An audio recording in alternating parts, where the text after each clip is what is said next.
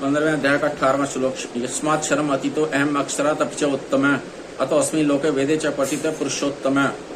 श्री भगवान कहते हैं कारण है कि मैं शर से अतीत हूँ और अक्षर से भी उत्तम हूँ, इसलिए लोक में और वेद में पुरुषोत्तम नाम से प्रसिद्ध हूँ। यस्मात् शरम अतीतो अहम, इन पदों में भगवान का यह भाव है कि शर प्रकृति प्रतिक्षण परिवर्तनशील है और मैं नित्य निरंतर निर्विकार रूप से ज्यों का त्यों रहने वाला हूँ, इसलिए मैं शर से सर्वथा अतीत हूँ।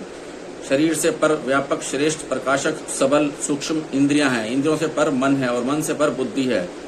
इस प्रकार एक दूसरे से पर होते हुए भी शरीर इंद्रियां मन और बुद्धि एक ही जाति के जड़ हैं, परंतु परमात्मा तत्व इनसे अत्यंत पर है क्योंकि वह जड़ नहीं है, प्रत्युत चेतन है।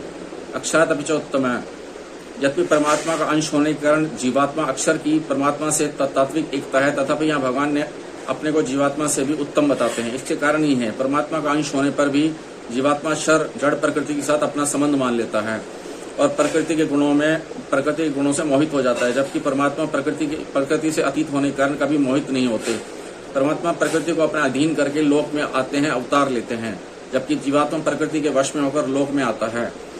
परमात्मा सदैव निर्लिप्त रहते हैं, जबकि जीवात्मा को निर्लिप्त होने के लिए साधन करना पड़ता है। भगवान द्वारा अपने को शर से अतीत और अक्षर से भी उत्तम बताने से यह भाव भी प्रकट होता है कि शर और अक्षर दोनों में भिन्नता है। यदि उन दोनों में भिन्नता न होती तो भगवान अपने आप को या तो उन दोनों से अतीत बताते या दोनों को ही उत्तम बताते। अतः यह सिद्ध होता है कि जैसे भगवान शर से अतीत और अक्षर से उत्तम है, ऐसे ही अक्षर भी शर से अतीत और उत्तम है।